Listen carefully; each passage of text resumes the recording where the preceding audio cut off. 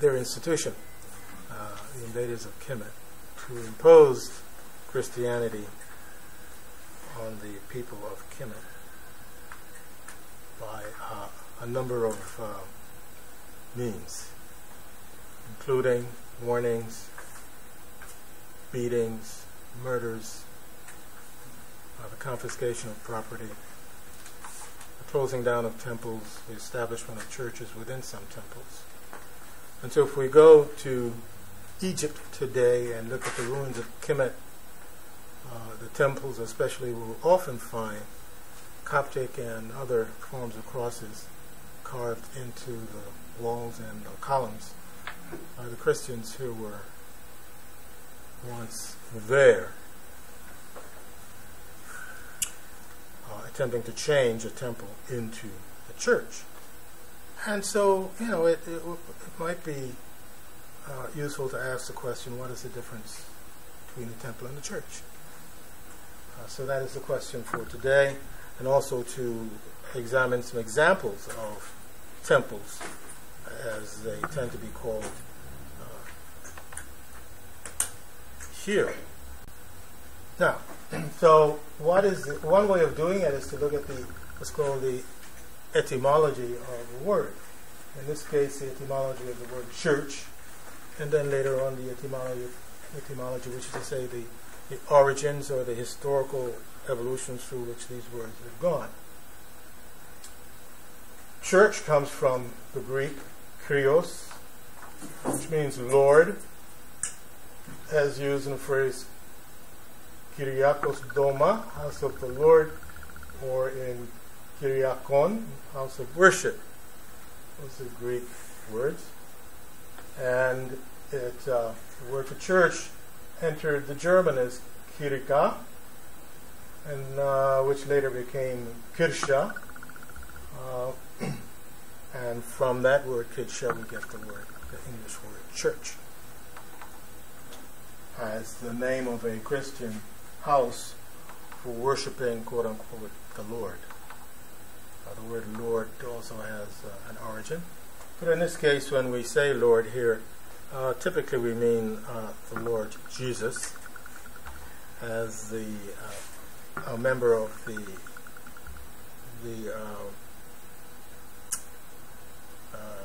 family of divine powers, including someone called God, sometimes described as Yeshua, and Jesus, whose name could not have been Jesus, because Jesus is more Greek than anything else. Nevertheless, that's the word that has reached us, Jesus. And where there used to be a goddess in the triad God, Son of God, and Mother of God, we now have God, Son of God, and the Holy Ghost, or the Holy Spirit. So the quote-unquote goddess component has been turned into a ghost, for reasons that I'm not wise enough to fathom, except that this was a very paternal, patriarchal form of religion. And so the role of women was often diminished. And we have the phrase that a wife is to her husband as the husband is to... Say it again. A Christian wife is to her husband as the church is to the Father, or to Jesus. Yes, yes. So all women must be subservient in that sense to their spouses.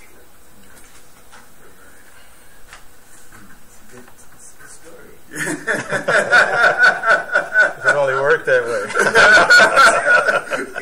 I suspect there's some sisters who have some differences of opinion about that. But there it is. So this is kind of like the origin of the word church, starting here with the Greek expression. The word temple has a different nuance. A temple is a location more than a building.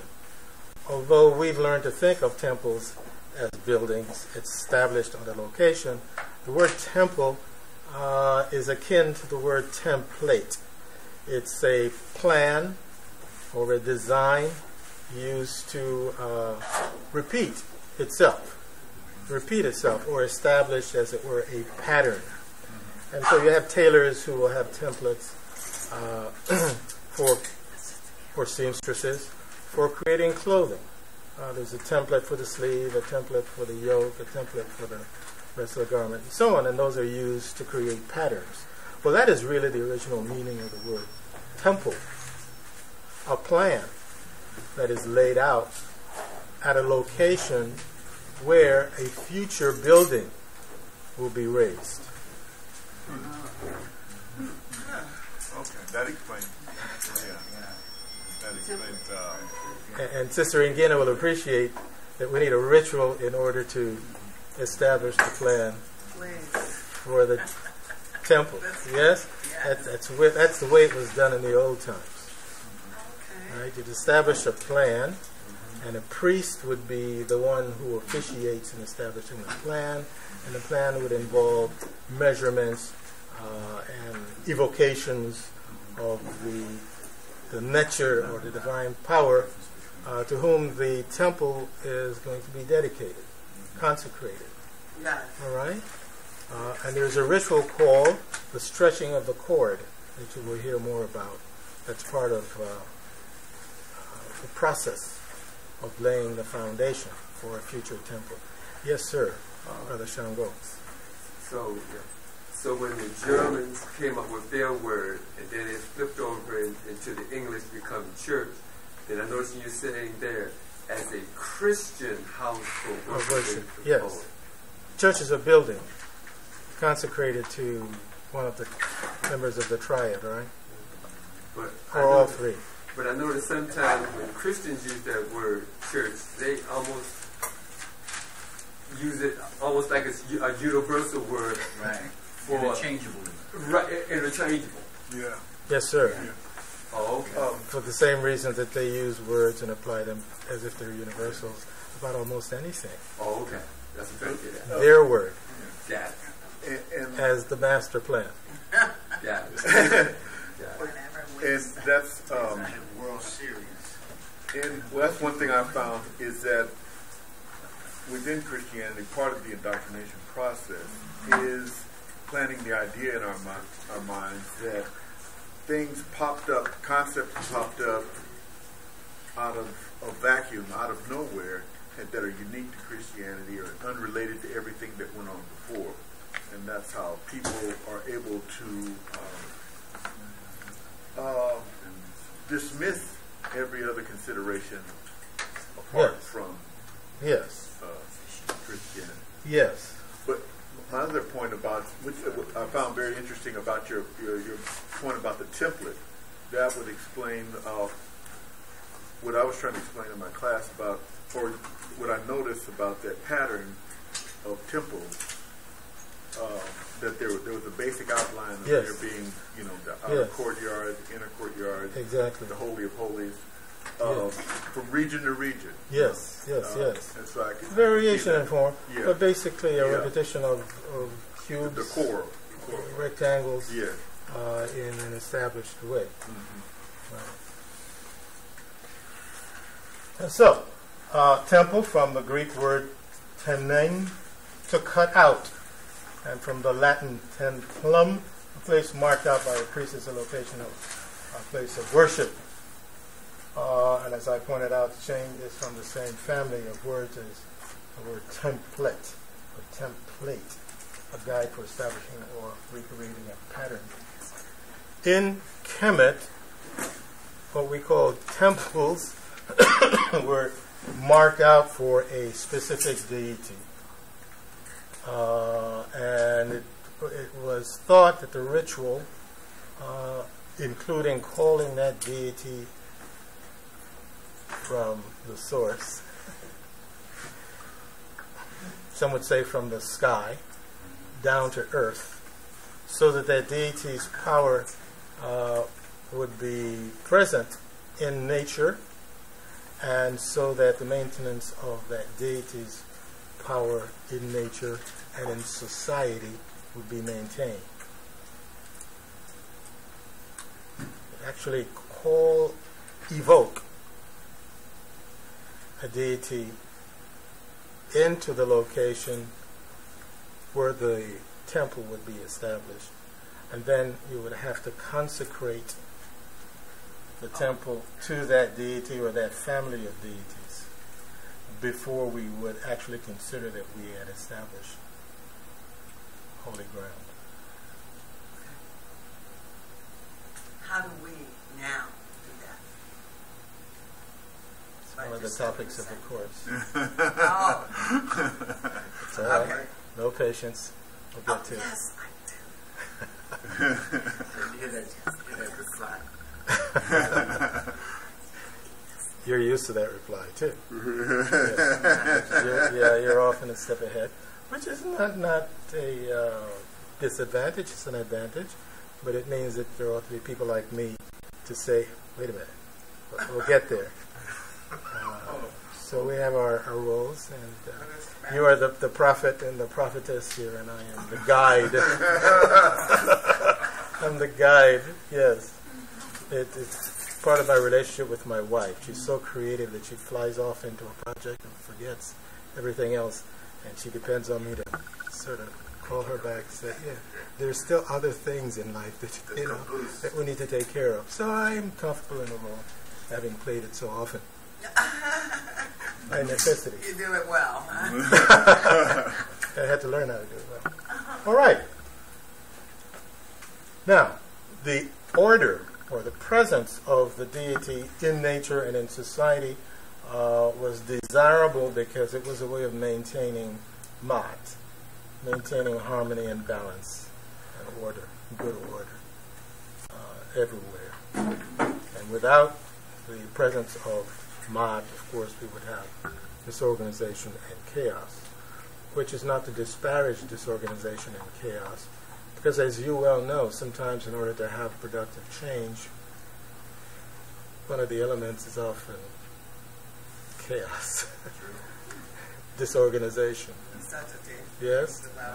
So we have two aspects of life to deal with that are, in a sense, inherent in the process of living, and certainly in the process of changing and of instituting change.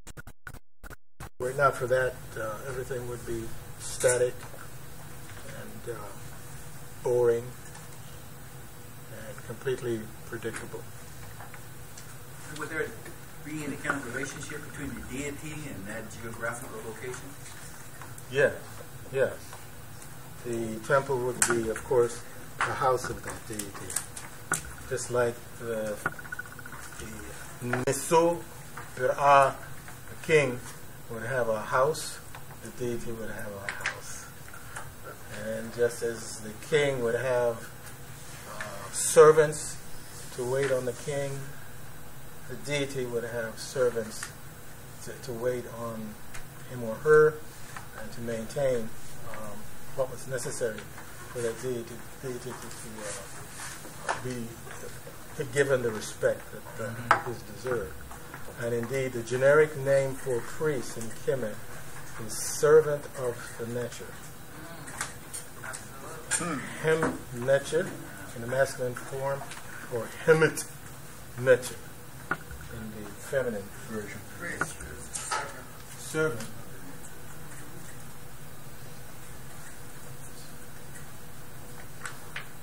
You're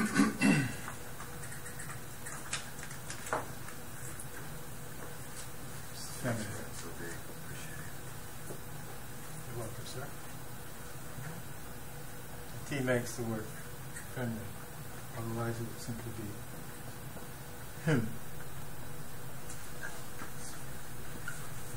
Masculine. Without the T. You see that? Right. I just inserted the E's to make it easy for us to pronounce it. This would be him. Neptune. This is the masculine form. now when we call Servant.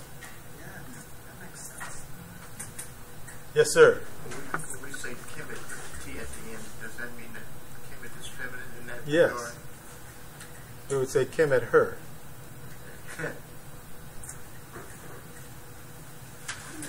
It's a good question, my brother. I wanted to sink in.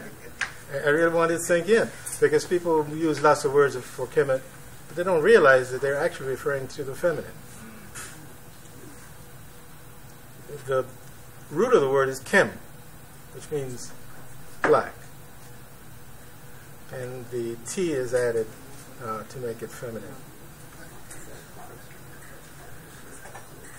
Now, I could go further, but I don't want to distract us. So it will be Kemet she, Kemet her. Right? Not Kemet its or Kemet his. Or Kemet period. Well, the T is feminine. All right. Now, let us now examine some examples of temples. Kemet. You cannot see the board. Maybe you should change your seat so Yes, that I you will. will see the board. Very good. Yes, Sister Mona. Crosses down at the bottom.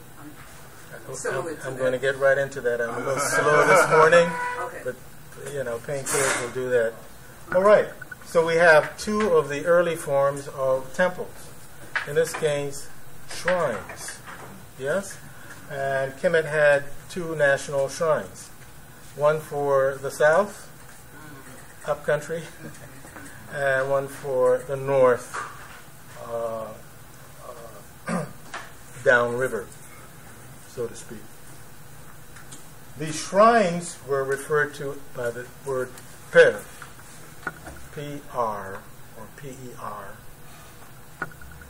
The southern shrine is called Perwer, the great Per. And Per is the word for house. So in this case, it would be the great house, translated from the Medineche. The northern shrine, national shrine, was called Per Nu, the house of Nu. Many of you are aware that Nu is the primordial nature. Yes? All right, good. I put in S and N to make it easier for you to remember which shrine is associated with what region. Upper Kemet, Lower Kemet. As a demonstration of proof that each of these shrines was associated with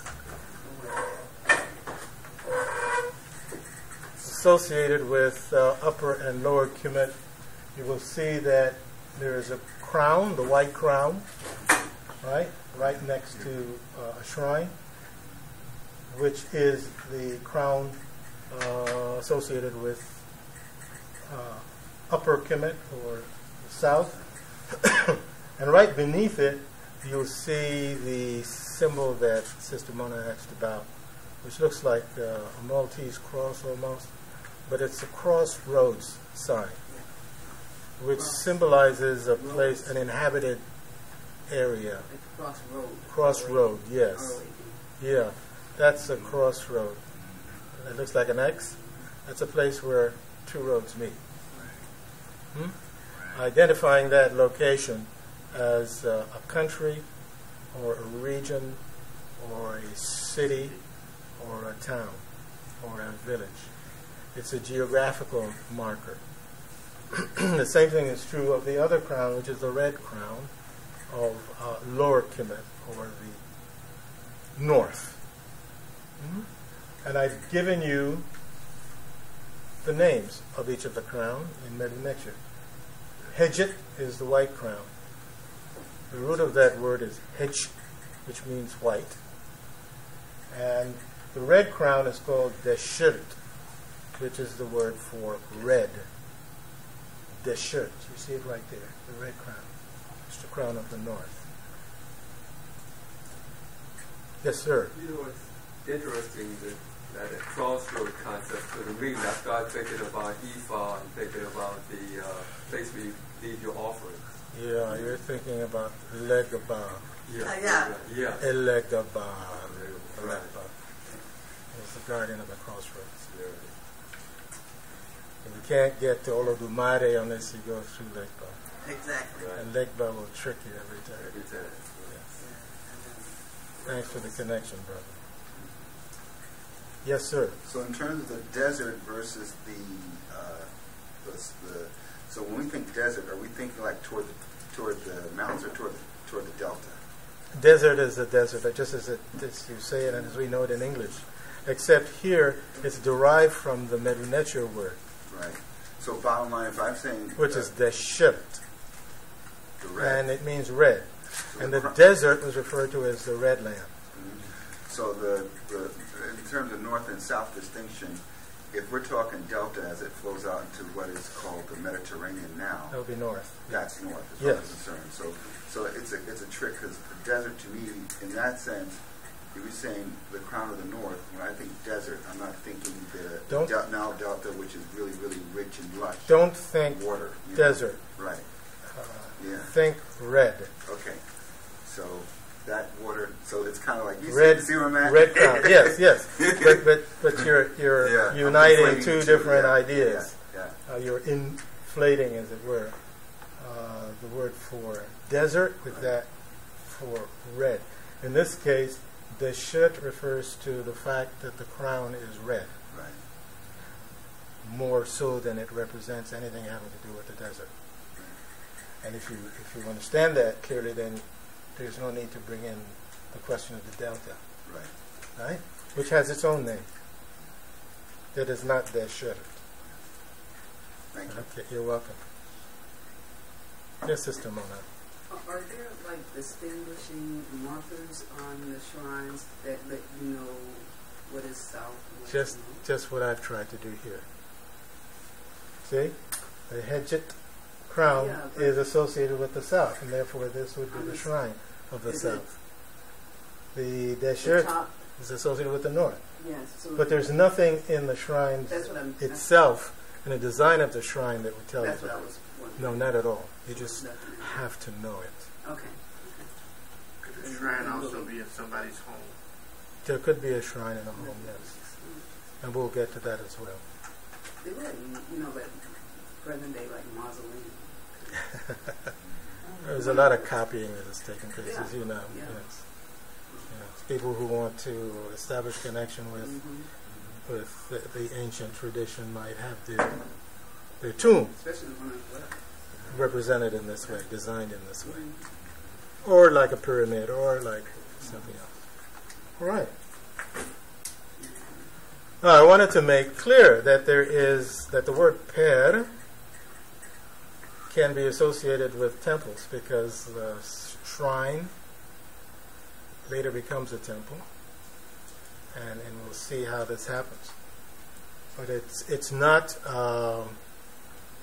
It would not be out of order to name where we're sitting a shrine, because it's in a larger building that is used for other purposes.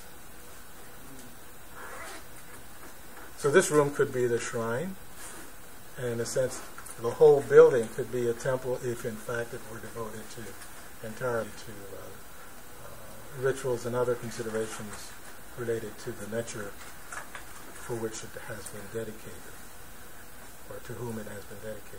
You see? But that's not the way we use our building. People who come to this building to enjoy its services do not necessarily have to be followers of Amun-Ra. In fact, there could be people who object to such a thing. I want to be clear in how we apply these terms to our activities here. So, another name for temple is Hut. Hut, right here. And I gave you the Medu Neter symbols for Hut. You can see it has a flag for Neter. Yes, a flagpole. It then has a what you might call a diagram for a floor plan of a building with an entrance, so on. You have to imagine that this is laid out flat. It looks raised, but it's actually flat. If you were to look at a floor plan for a building, obviously it would be a flat surface. Followed by the low for T, and then the symbol we call a determinative for the word per, which means house. So per and hut are related. Am I being clear? Mm-hmm.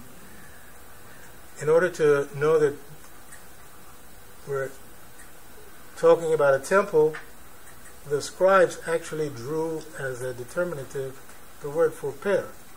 This is the word for per at the end. This is per.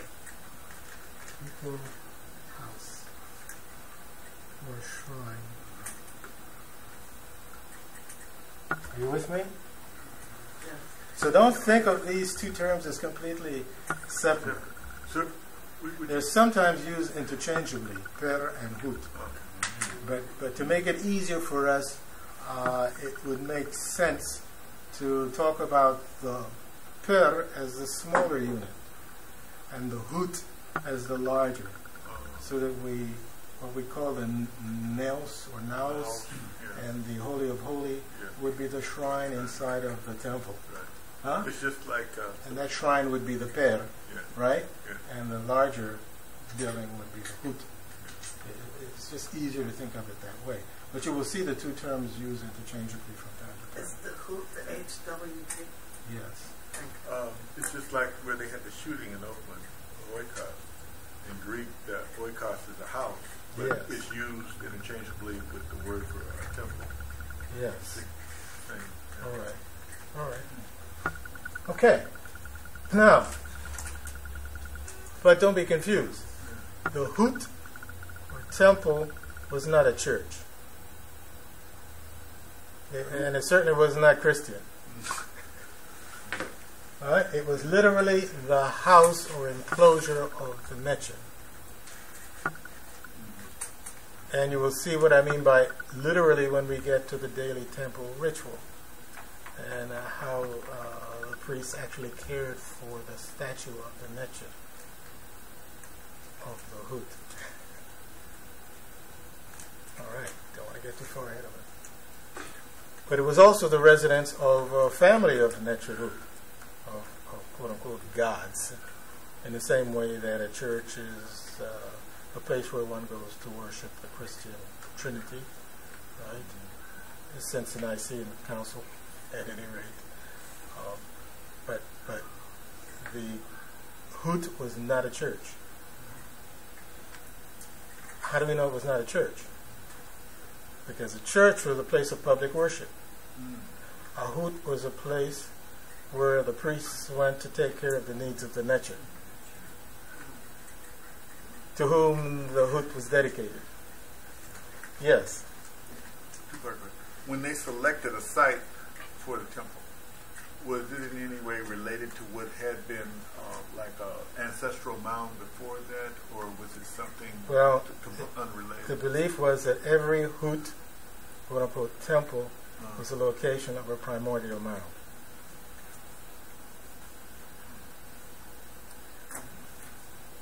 And that many of the rituals had to do with reenacting the birth of the cosmos. Again.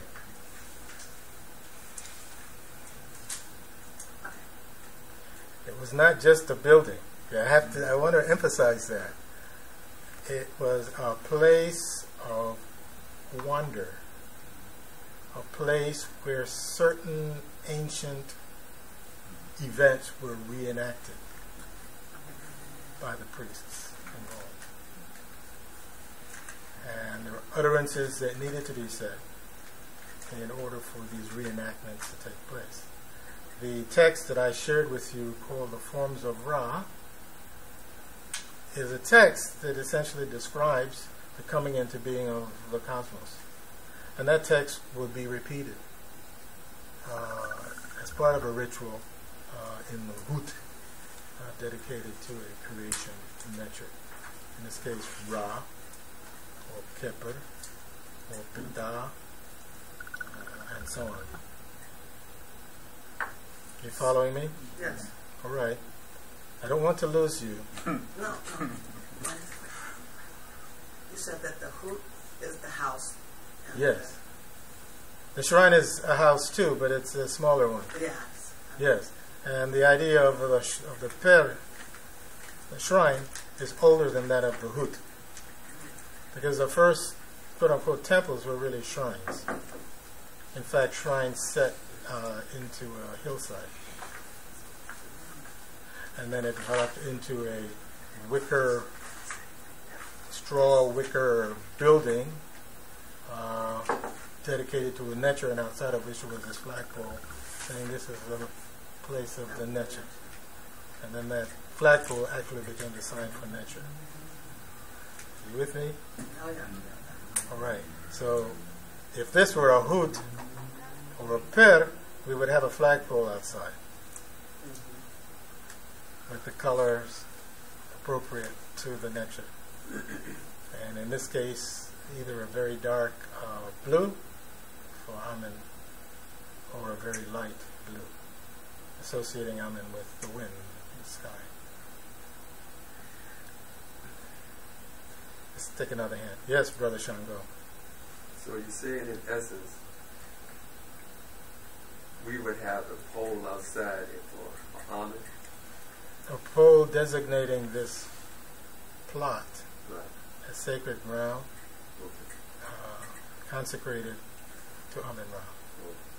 There's a pole. There's a pole, yes.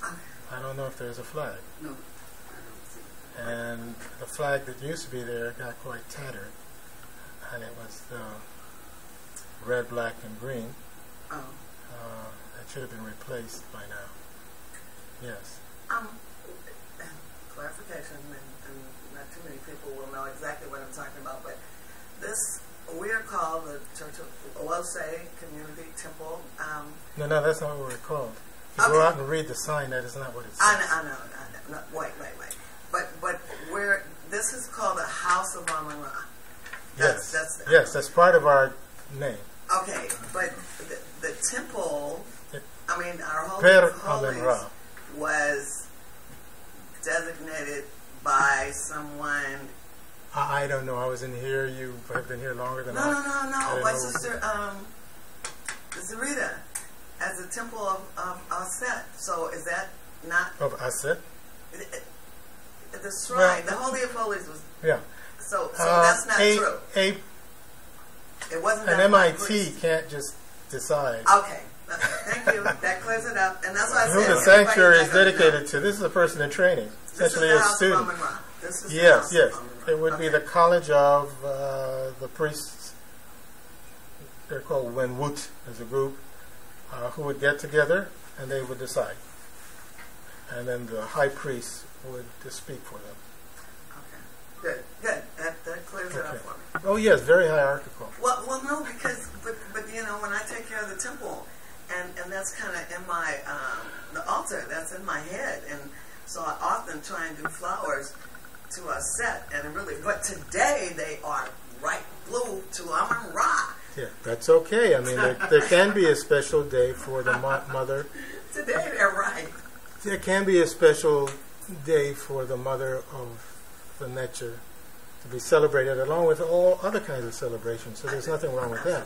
The confusion becomes when the whole sanctuary is redefined by someone who is not a senior person as dedicated to a particular Necher. Absolutely. That's something that has to be decided communally. I got it. Yes. Now, Amenet, and then there was, and then the son is Kansu, is that right? Yeah, it's Amen or Amen Ra, Mut, and Kansu, who is the son.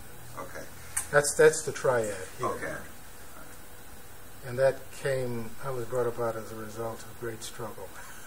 And then, So I said they always call them so Amenet with a T at the end, does she figure in another narrative or another city? Yes, in the narrative of Kemenu, remember? Okay. She's one of the 8. She's a female version of Amun. Some would say Amun, others would say Imen. Because there are no vowels in the way the word is written except in the Coptic. Yes. Or they have kept the spoken word, yes? They use Oakland. Yes, they would. All right. Oh, I'm Step by step. totally clear. All right. Got it. There was no congregation. There was no choir. There were no sermons. These are not criticisms. Just statements of fact as I understand them. Because it was a house of the Necha, where you went to take care of the Necha. It was not a public place of worship. And we'll say more about this later on. What about the hymns? The hymns were many, many, many hymns sung by all sorts of priests and priestesses, so to speak. Yes. And one designation for a female priest, and I say one, is the French would say chanteuse, singer for Amen. Or whoever the nature was. Right? Women often fill that role. Of course, a man has a good voice. There's no reason why he wouldn't. Do it. Yes. Oh, that's interesting. And only designated priests, therefore, or Hemnetcheru, right, would be allowed into the inner sanctum. You couldn't just walk up the stairs unless you were a designated priest. Who was permitted to do so. Right? Yes. That would be the proper way. Not the temple, where the only the priests were allowed in to serve the natural. That's correct. How would and by definition, that would take place in the inner sanctum. in the inner sanctum? And not just anywhere. Okay. How would the people relate to the temple, other than what? We're going to get to that. Oh. Yeah. Well, this is all great. This shows that the flow is right. Okay. Oh yeah, because I want to know too. How do we get to do it? but now, I'm not saying that Wose has to do all of this the way it was done in ancient times, because every generation really has to make the tradition suitable for changes that have been taking place over time, without losing the thread. Now, that's the important thing. You don't lose the tradition in the process. You don't corrupt the tradition in the process. You don't just make it up as you go along, for example. And there are certain things you don't permit. You don't permit words that are not beautiful words to be uttered in the inner sanctuary, or speakers who come and desecrate the place with their foul language, and nobody does anything about it. Because obviously that would be inappropriate, right? Not in keeping with Ma'at. Well, that's going to be so interesting. as to how we're going to make this space work for us. Exactly. During the last week on the syllabus, you will see that we're going to have an open discussion about applications, about implementation, about that sort of thing. The question is, how does this affect us, if at all? Right? That's my question. Is, as we grow in knowledge, as we grow in with information, how is it implemented in the overall? How we carry out? Every house has to define its rituals for itself, but clearly they ought to be based on the tradition. That is so many thousands of years old. I mean, everybody else is copying it. Why wouldn't we be interested in doing so? Honoring our own. Instead of imitating the imitators. Yes. Is there any place in the United States of America or anywhere in the world which is practicing the sacred rituals of Kemet in the way you are presenting it here to us today? I can't answer that question because I'm not aware of all of the places in the world where it might be. But there are organizations that continue to honor this tradition. One of them is the Masons, and they don't often make everything they do known to the public Yeah. in general. And that is consistent with the tradition. There's a place in Chicago called Karnack run by a white woman in Chicago. Would you repeat that, brother? I don't think I heard. There's a white lady in Chicago that has a very, very well organized Karnack tradition. Yes. And I've noticed that some of her writings that she has used, some of the information. You mean commit orthodoxy? Orthodoxy. Yes. Okay. And I've noticed that some of her writings she has referred to books by Dr. Carruthers. Sure. Of course. And he was in Chicago. Yes. I know I know what you're talking about. But yeah, I've come across numerous websites where people are endeavoring to. Yeah. There is an association of Comedics, an international association of Comedics. You can look it up on the web. Oh, really? Yes. They have a study. You know, we're taking these little baby steps, and others are just running. They've studied and they're implemented. There's a school in Florida. No, but Finish your. There's a comedic school in Florida that's online. A university. Yes. Yeah, and they charge for the courses. Yes, $1,000. A course like this would be over $1,000 in tuition. Yes. because a couple of years ago, remember, Baba, that we got some information about this Caucasian lady that was doing this. You remember that? Is that the same lady we're talking about? Oh, okay. All right. Yeah. Okay. Okay. The point is that we're not alone. Yeah. But we've decided not to hook up for all sorts of reasons. Some are having to do with race. Others having to do with not being comfortable with the way others do what we're trying to do. Others having to do with some people here who would like things to remain the same and not have any change at all. I remember someone saying to me, as a young person, you know, why do you keep trying to change us? I'm happy with the way things are. Right. Why can't we just continue doing what we've always been doing? Which was at church. I didn't respond because it would take too long. Yes.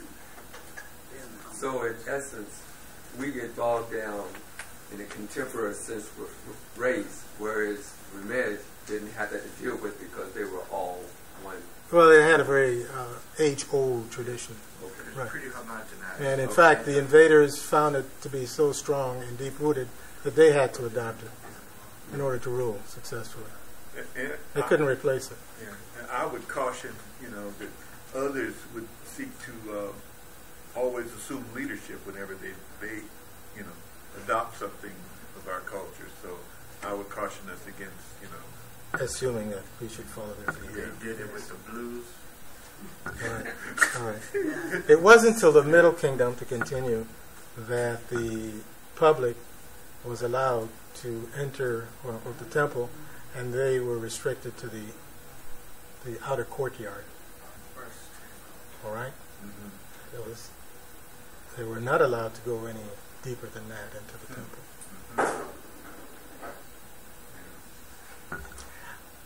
This is not a recommendation. I'm just describing my understanding of the way things were. Okay.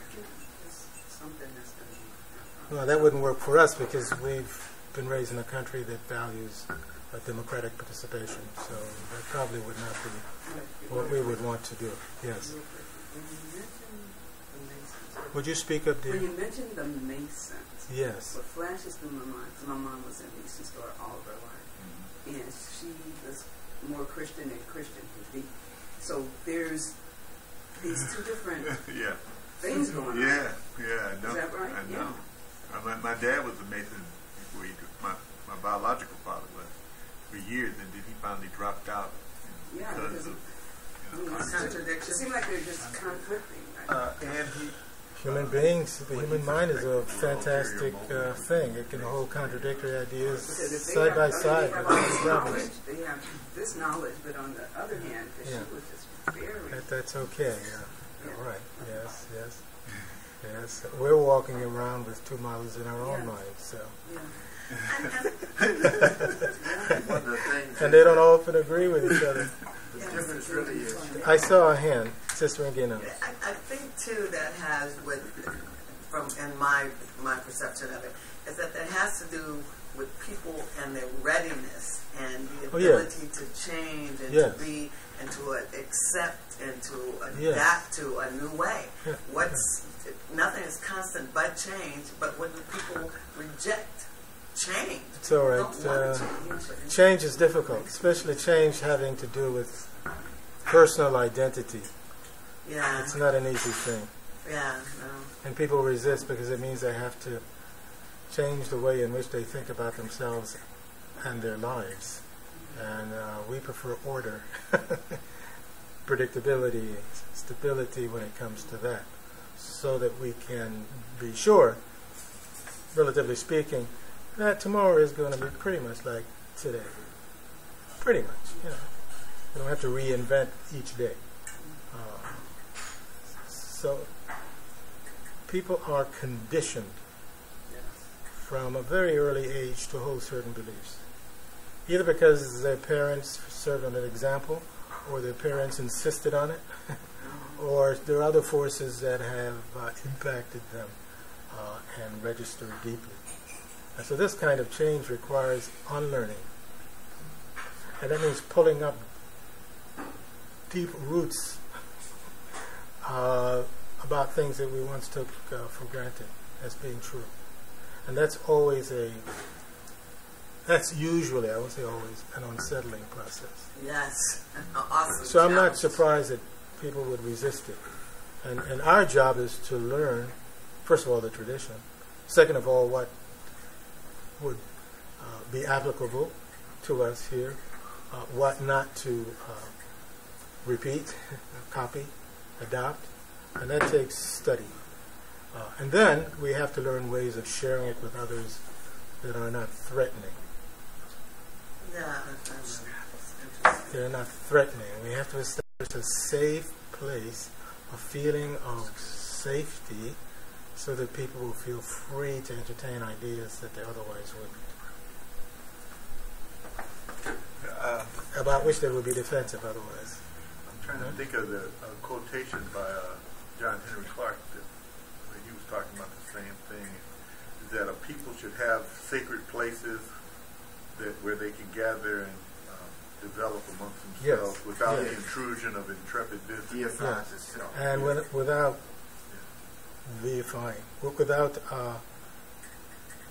bludgeoning each other. It's got to be this way. It's got to be this way. And I don't want to hear anything else. Well, you don't know what you're talking about. You know how long I've been studying this. And you're going to tell me? Let me tell you how it is. People are not going to respond in a comfortable way to that approach. We have to establish a feeling of it being okay to try on new ideas, right? Without always having to be right, right? Or having to be afraid that somebody's going to criticize us for that. Or someone's going to put themselves above us as always knowing more, having all of the answers. There's no person like that. That's just fiction. That's just ego. We're all involved in the process of learning, sorting, and thinking through what might be applicable to us. Yes, sir. Comment to Brother Kent and Sister Mona. The idea of Masons is basically like fraternities. The Masonry came from Europe. I don't want to. We don't want to belabor that too much. The point was, the question was, are there other places where some of this is being practiced? And you'll find some of it there, but again, it's imitation of an earlier tradition that we are trying to learn from the ground up. Right? Like I said, there's so many of them out there. You can foresee at one point as we develop somehow that there'll be an emergence of some kind of cohesive commonalities. Yes, common ground. And that would probably be positive. I think initially the idea is for us to develop our particular philosophical view and lay it out there. Have it to stand on its own, and those people that are drawn to it is dear. Yeah. Well, our state what we practice and what we believe. Yeah, which will continue to evolve. A pattern nature could evolve into a hoot nature over time. I kind of said that briefly, but I want to emphasize that. And a hoot nature can develop into a district with many hutu, with many temples, right? And a district with many temples can evolve into a temple city, right? So you want to see this as a process of evolution, wherein a tradition evolves, right, and establishes itself and grows. The temple was often an artistic, administrative, and economic center of a region. It was not simply devoted to what we call rituals. Rituals, in fact, were part of a way of life. There's no distinction between worshiping Amun or Amun-Ra and just living. It was the way people lived, right? And they were caught up in the temple's activities, because some were farmers, right? Some were politicians, but they were all members of the temple district, or the temple itself, the tradition of the temple. We often think of the works and words, the wise words of Pita Hutep, but he was like a mayor of a city, a temple city, so that everyone didn't have to be a priest, quote unquote, in order to have a meaningful role in the temple. And indeed, some priests were lay persons who were members of an organization called a Sa, or a Za, and they would, each Za would take turns in the temple, helping to maintain the temple's business and making sure the temple was always equipped in the way it should be. All right, Brother Shango. I have a look forward type question. All right. You are presenting this information to us. If for some reason you would decide to move on to wherever you would move on to, who are the disciples that's been trained that you could refer us to replace you when you're no longer here? Who's those disciples? I will always be here. Just in case you weren't. In case you were not. I mean, always be here physically, but I will always be here. The spirit can occupy what we call space simultaneously and in different places. So, it's energy, right? I know what you're asking, my brother. That's what we're doing now. That's what we're doing now. That's what New Life Seminary is supposed to do. To learn from Keita, learn from me, learn from Jahi, and begin to apply those things that we think are appropriate. And some of this being recorded? Yes, it's being videotaped. So that's a great live stream. So that's a great salvation right there, because we can keep replaying. That's why the decision was made to tape these sessions. As many of them as we can. And we're very grateful for Brother Cinnabar's assistance in doing so, making this possible. All right. Shall we move on? Well, what Brother Cinnabar is doing, will these be put on a CD or a DVD? I have asked him to make them available to me. Okay. You might talk with him about anything else. Okay. Types of Hut Necher. Types of temples. There were temples that were consecrated to a Necher, as I pointed out. And an example of that would be Ipet Resit, also known as Luxor Temple at Waset, or Thebes. The phrase Ipet Resit I translate as a southern harem of Amun-Ra. Once a year there was always a celebration of conjugal visits between Amun and Mut. And there would be a huge parade starting at what we call Karnack Temple, or Ipet Isut, where the two Nechers would be put in their boats, and there would be a procession. There would be lots of music, drum playing, women dancing, police running up and down, trying to keep order. Don't let anybody tell you there are no cops in Kemet. There were cops and jails. Right? Of course. There were jails? Of course. You don't think that everybody followed the laws.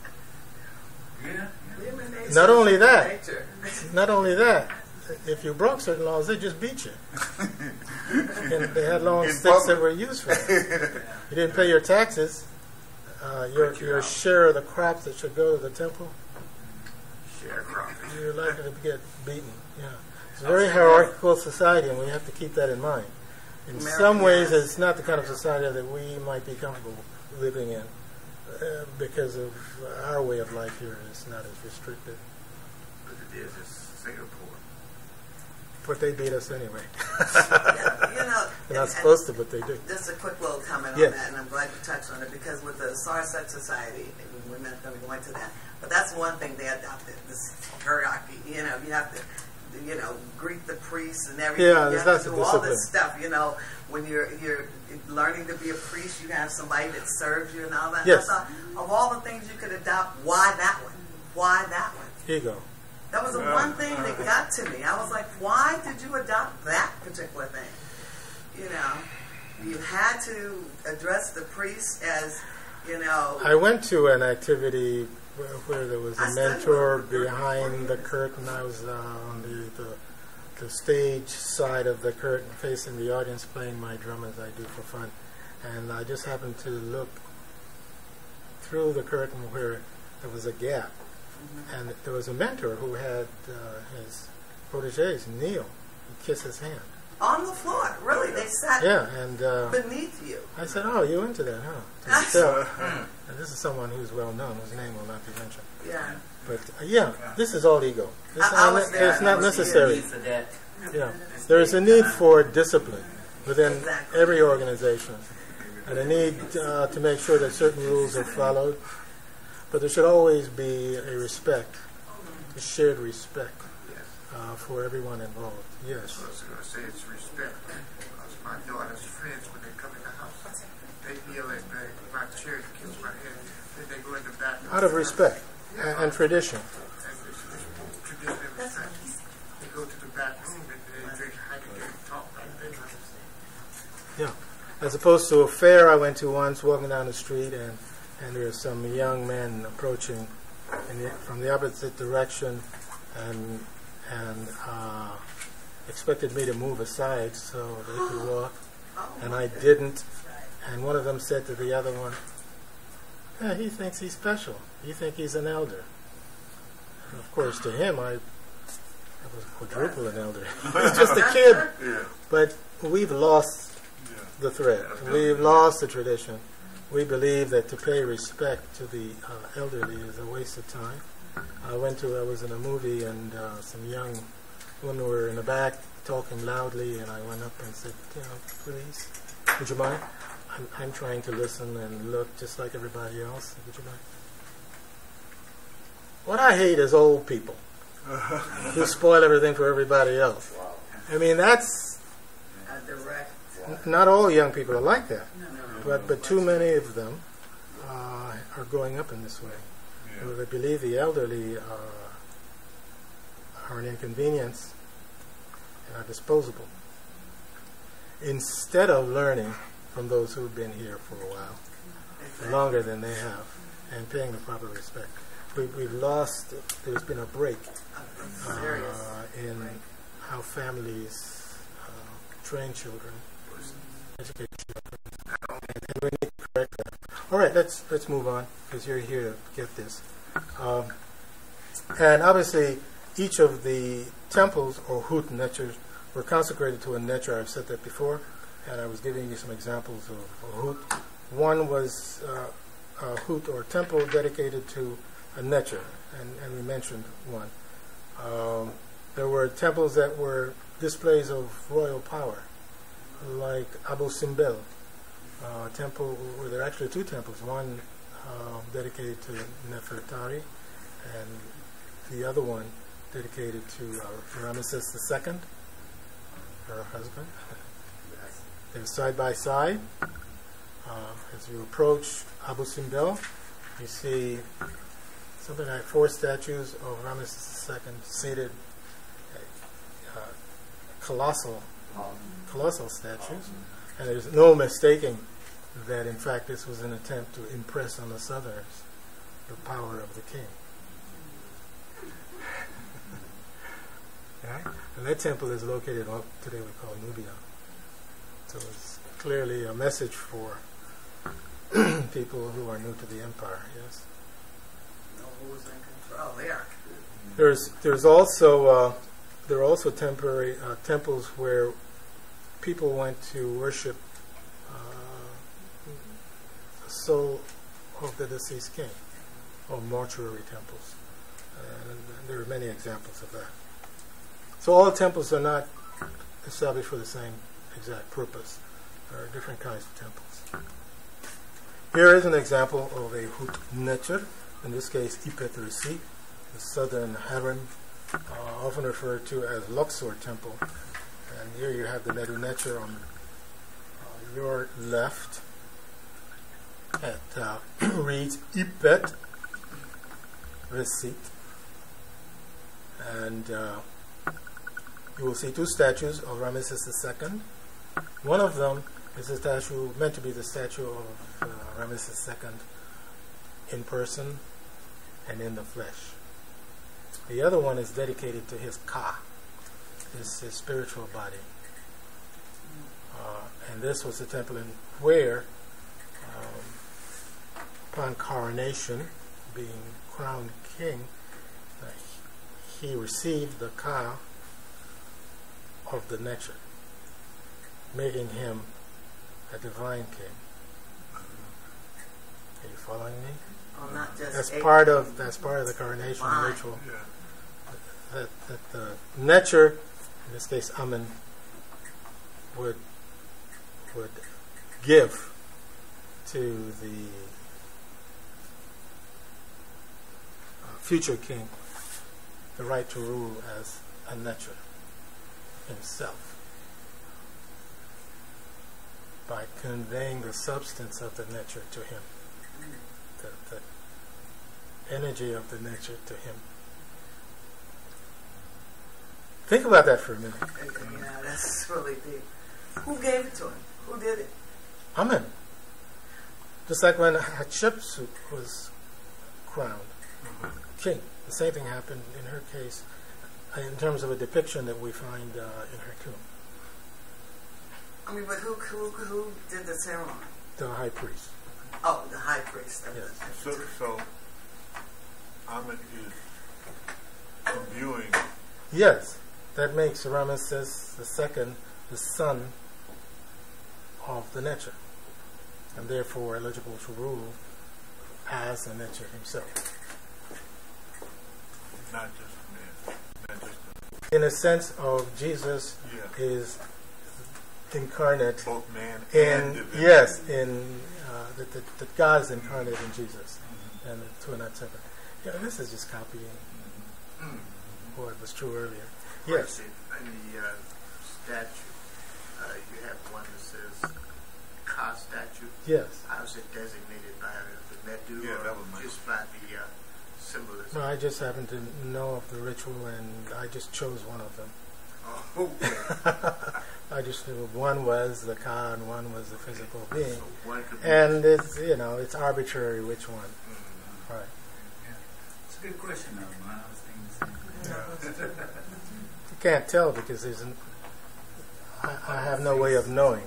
Well, it looks like the Mez is on the one that's broader than the other. It's more like. Well, I just tell you what I did. What I did was I chose one.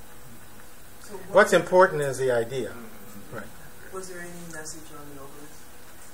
Yes, the obelisk is full of glyphs that can be read. Most of them easily read.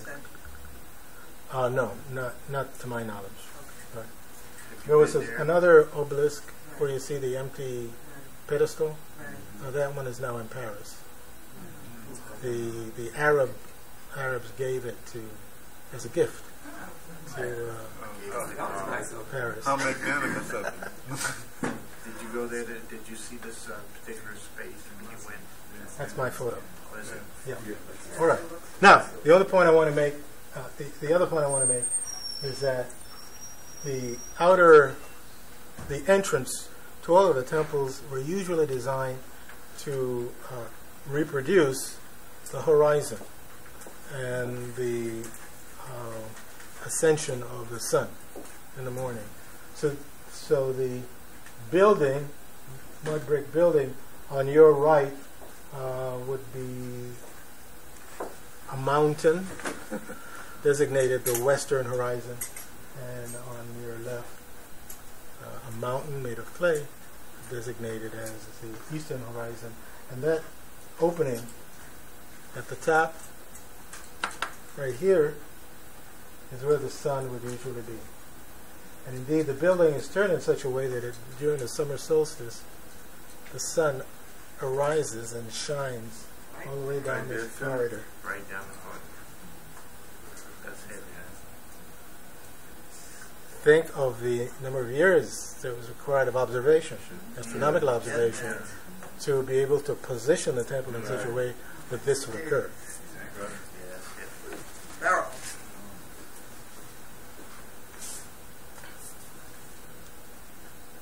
All right. Here is an aerial view of the sea. And the point that Brother Keita was making before, how it's laid out, turns out to be patterns, cubes, reproducing themselves in different sizes and just arranged in a certain way. Baba Jahi, do you remember the name of that? It's a principle in physics and engineering. Fractals, yes. This is an example of fractals, where the same pattern is repeated over and over again as part of a building or a communal setting. And we call it architecture. But there must be a reason why they chose squares. Don't ask me. Right from like the hieroglyphics. There. Yeah, there. Could be. That's a nice thought there, my brother. Thank you. That's a wonderful thought. Yes. Now, the Nile is on this side, okay? Running from north to south, and I'm sorry, from south to north, downhill, and the temple is aligned north to south, roughly, as well. Is this, Baba, the same place where when they did have the public parades where the mentors would come down? There is a parade, a processional route that goes in this direction towards so-called Karnack. Right. And you'll see more of that. Here is a diagram that will enable us to see this better. These are ruins that where the Romans, when they occupied the place, developed their barracks. This is a mosque built on top of the courtyard of Ramesses II,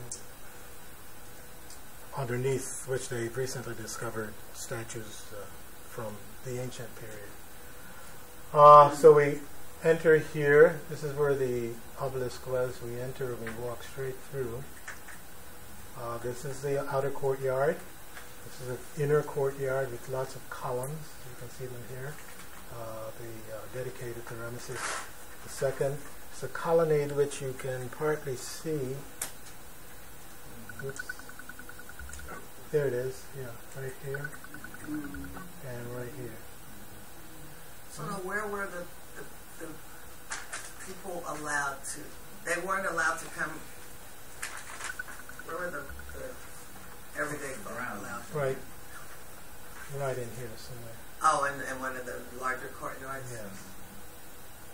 And so the there's inner quite a temple distance from here to the inner sanctum, which and would the be right inner here. section is okay, and the bottom. That's where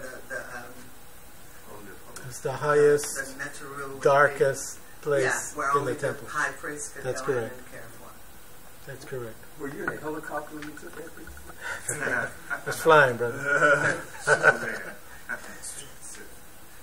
Here is the inner sanctum called the Bu Sakim, a place of power. Bu place Sakim, power.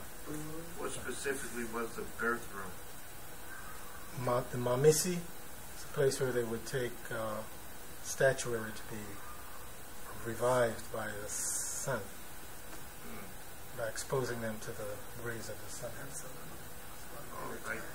All right, so another, I should have mentioned that there are certain temples that expand over time as different kings add new sections to them. So you'll see the court established by Ramses II. Now you see a courtyard established. Hotep. What is the Naos mean? Place of Naos is just Greek, Greek. For inner sanctum. Yeah. Okay. The Hebrews call it the Holy of Holies. Oh, okay. And we're calling it the Busakim. We're calling it the Busakim. Oh, Busakim. Okay. And then there are other rooms, right, set aside for different reasons. There's a birth room, a place where they put the boat of the Netcher that would be used in the parades and so on and so on and so on. Right? This is Karnack, or Ipet Isut, the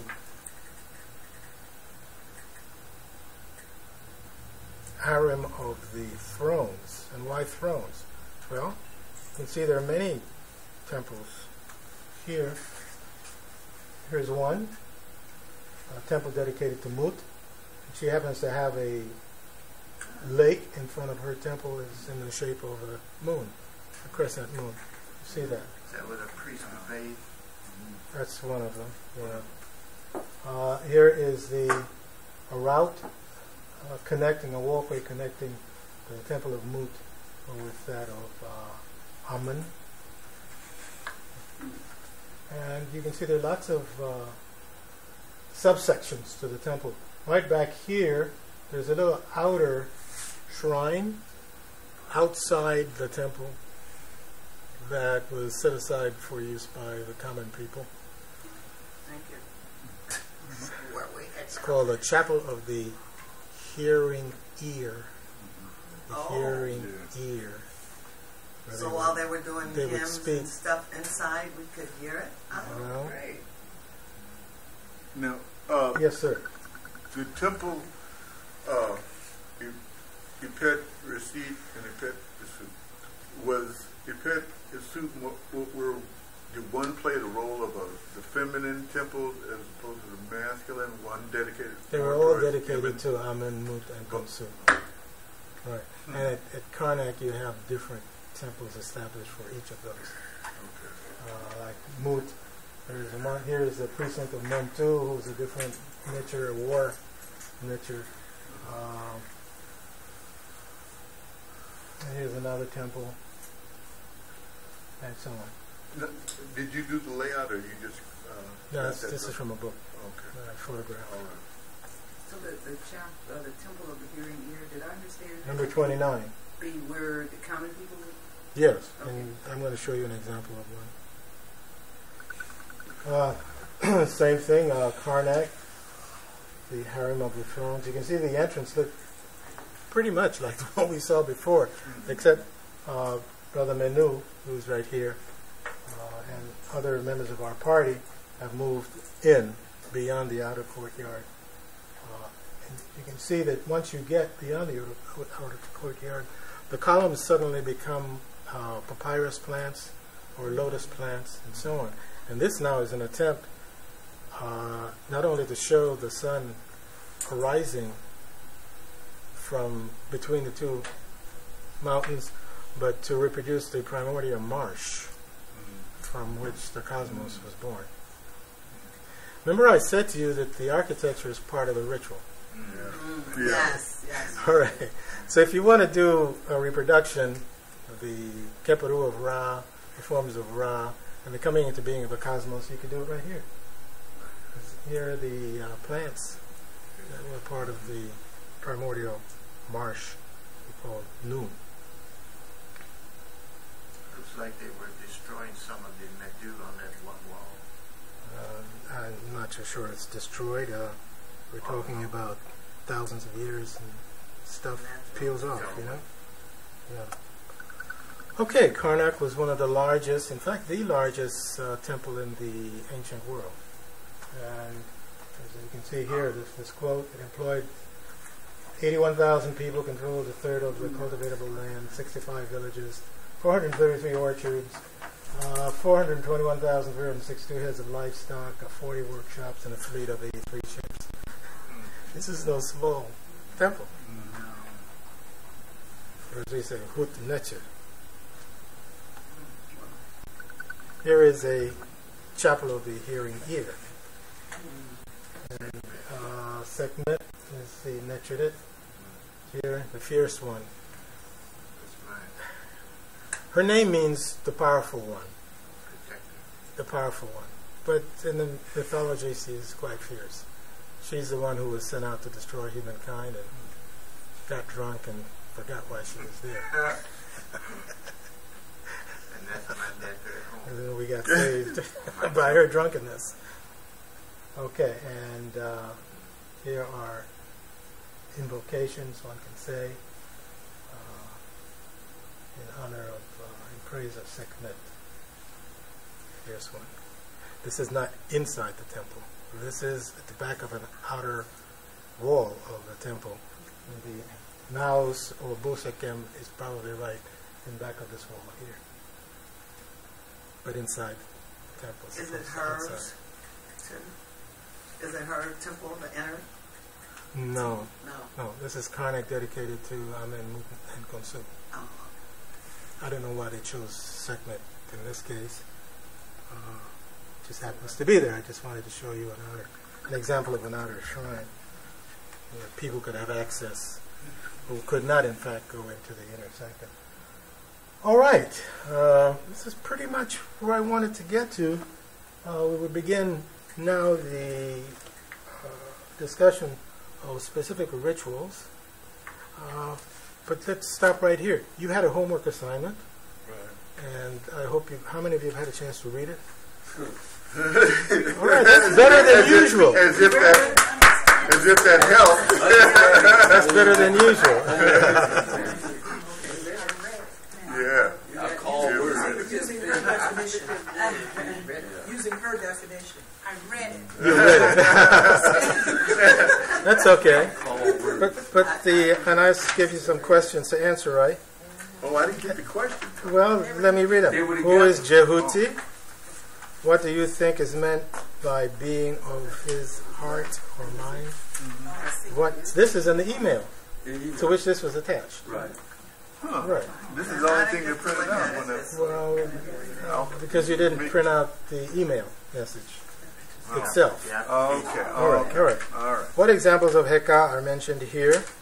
And what would you say is the purpose of this text? Just 4 questions. Why don't we begin with the one that should be relatively easy to answer. Who is Jehuti? It says being of the heart of Jehuti, right? Who is Jehuti? Let's see a hand. All right, for the element. Jehuti is the patron nectar of the scribe, wisdom and words. Yes, Jehuti is a patron of the scribes, yes. Yes. Nature of divine intelligence, creator of math, sciences, writing, etc. The arts, yes, and the patron nature of the city of Kemenu. Yes, very good. See, that wasn't so hard. Yeah, congratulations, Sister Fania. Are we okay? Oh, yes. Understanding is good. Did you need to know his consorts? No. What do you think is meant by being of his mind or being of his heart? Why did I use the word mind here? It was actually a slip. It's a modern understanding of being, being of the same spirit. Is mind and heart interchangeable in terms of our understanding? By that term. Yeah, consciousness by that term that you're using.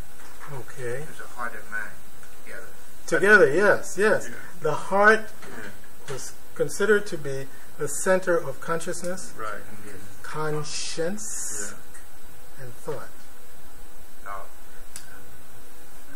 Just like emotion. In modern times, emotion. It's thought that the mind is the center of yes, the yes, yes. Yeah. And that's really what kind of slipped through my consciousness as I was writing this quote. It should have said being of his heart. But if you understand heart dash mind, then you'll be okay. So if you want to write in heart mind, that'd be fine. I found an interesting piece I sent to you about the heart and mind, as you had sent it out. What was the point? Being the heart and mind of Jehudi. Yes, I read that. The heart. But it was not an answer to the question. No, that didn't send it for that. That's all right. Okay, we're limited time. So what's the answer to the question? Why did I put mind in? Why does it make sense to consider mind and heart as being the same or close to each other? And I gave the answer, because I made a mistake, that the heart was considered both an organ of thought, emotion, and conscience. So to be of the heart of Jehudi is to be of the same mind, conscience, and emotion as Jehudi. And apparently it was thought that this ritual would enable the person, the practitioner, to achieve that. Why would you want to do a thing like that? To come out of that. Let's get more people involved here, and let's see some hands. But one thing that I was thinking of was the use of the concept thought, which I have been led to believe that in some writings the word thought is believed to be the derivative of the foundation for the word or the concept of thought. Yeah, it would make sense to believe that. So that would tie directly with Jehudi, because he also carried the name of thought. Thought was a Greek name for Jehudi. Hermes is a Roman name for Jehudi.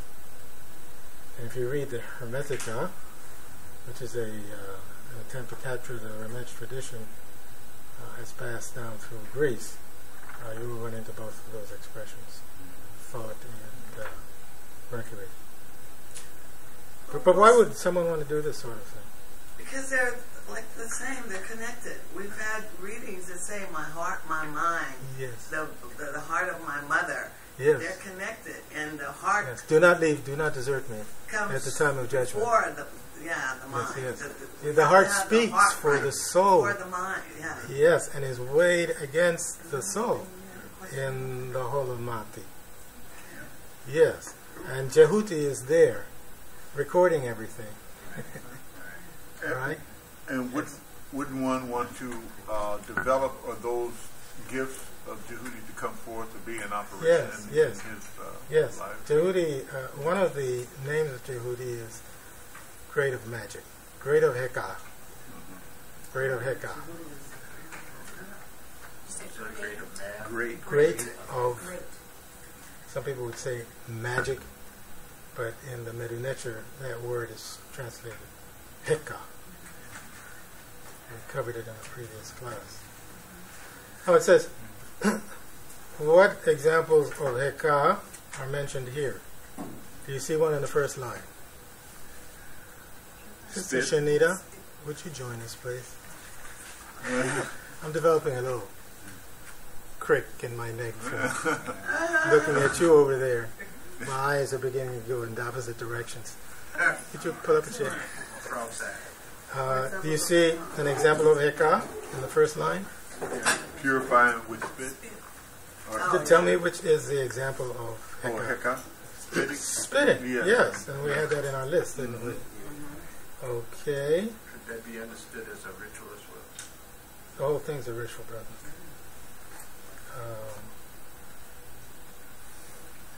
Is there any other? For 9 days. Well, that wasn't in our list, but that's interesting. Yeah, we have, it says here for a certain period of time. You're still on the first line, right? Well, it says decorate the place with medunecher and look at them doubly. Remember we had utterances as forms of heka? Do you remember that? Writing as forms of heka? Yes, we did. It's in your notes there somewhere. So this person is instructed to sit within a circle. It says to be done upon Ra. It means seated upon the image for Ra. A person sitting at the center of a circle, shaped like the word for Ra. That is it. And sit there for a specified period of time that will be written down in the circle. And the person is not supposed to leave his or her seat until that time has been met. It's been spent there. And the room is supposed to be covered, the walls of the room are supposed to be covered with medunecher of a type that engenders, a type that begats, a type that generates images. Do we ever do that? Well, when you did the words off of the heka. I'm not following you, brother. When you said the words that Yehudi, because it was considered magic. Yeah, I was asking about us. Do we ever sit for a specific period of time and concentrate on things? Yeah, meditation. Mother Ashby believes that this text is a meditation text. And I have to tell you, there aren't many in that you'll find from Kemet. So this discovery is quite important. And any text that I presented to you as a meditation text is quite important. Because there are lots of people who believe they don't exist. That meditation is not part of the tradition. But I think by now you know otherwise. I certainly have tried. So many of the postures of the pharaohs and royalties resemble yoga. Yeah. All right. And he must see or look at these images over a period of time. That's what is meant by doubly, right? Should not leave until that time has been spent. And it will be for him like Ra rising daily on the day of his birth. And his gait will not be weakened. Where we studied gates as part of the process of ascension. The seven gates, yes, the utterance of the 7 gates. And it will be like a true rope forever. Where have we seen a rope associated with gates?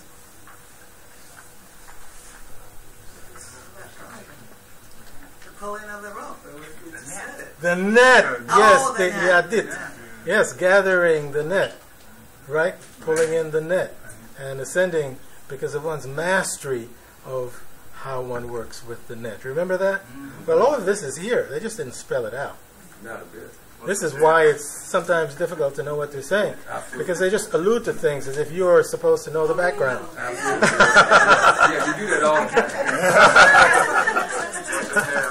time. Well, again. All right, why don't we end here, and we'll continue next Sunday. Thank you. Make sure you bring the rope. You bring your rope. Yes. I've seen the rope done in a ceremony, also a wedding ceremony. Would that be appropriate? Well, I don't know. What tradition was that? Exactly. It was a SAR set kind of thing.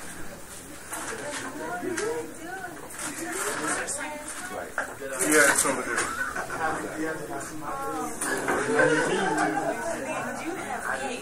Right. And so,